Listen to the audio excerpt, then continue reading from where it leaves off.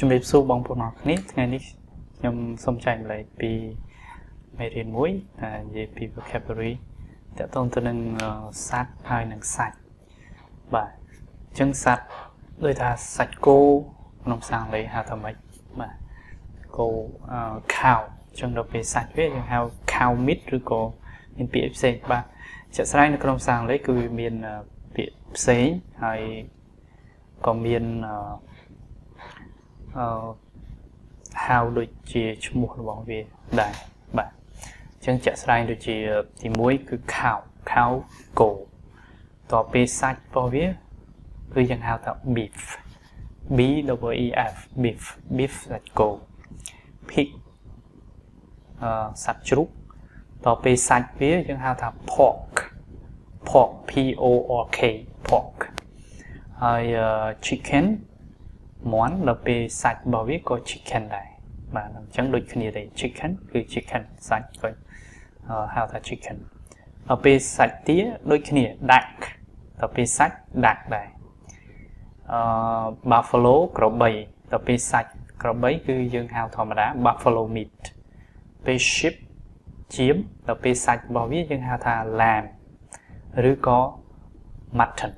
បាទ lamb ឬក៏ mutton អូខេ goat ពពែដល់ពេលសាច់ពពែយើងហៅថា goat meat ឬក៏ម្យ៉ាងទៀតគេហៅថា chevron បាទ chevron គឺសាច់ពពែដែរ deer ក្តាន់ឬក៏ឆ្លូសដល់ពេលសាច់របស់វាយើងហៅថា venison បាទ venison ហើយយើងមានដូចជា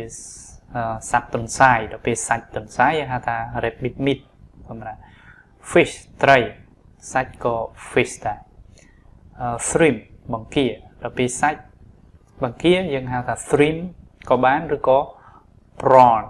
ក៏បានដែរ crab ក្តាមដល់ពេលសាច់ក្តាមហៅថា crab meat ធម្មតាsquid មឹកដល់ពេលសាច់មឹកគេហៅថា squid ឬក៏មួយយ៉ាងទៀតយើងហៅថា calamari frog កង្កែបដល់ពេលសាច់កង្កែបគេហៅថា frog meat ដល់ពេលបាទយើង rabbit នេះដដែលទេ rabbit meat អូខេអញ្ចឹងខ្ញុំចែកម្លែកប៉ុណ្ណឹងអញ្ចឹងយើងឃើញថាយើងហៅខុសតែជាមួយសាច់គោបាទ cow គោដល់ពេលសាច់វាហៅ beef ហើយមានជ្រូកក៏អញ្ចឹងដែរជ្រូក pig ដល់ពេលសាច់ជ្រូក pork បាទ chicken ដូចគ្នាទេ duck ដូចគ្នាហើយខុសមួយទៀតគឺ sheep ចៀមសាច់ចៀម lamb ឬក៏ mutton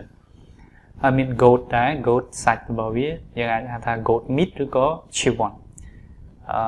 សាច់ឆ្លូសឬក៏ក្តាន់ហ្នឹងយើងអាចហៅថា venison បានអូខេអញ្ចឹងមានប្រមាណហ្នឹង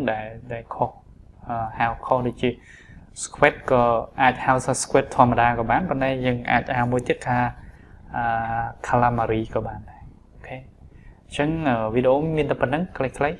អរគុណច្រើនសូមជម្រាបលា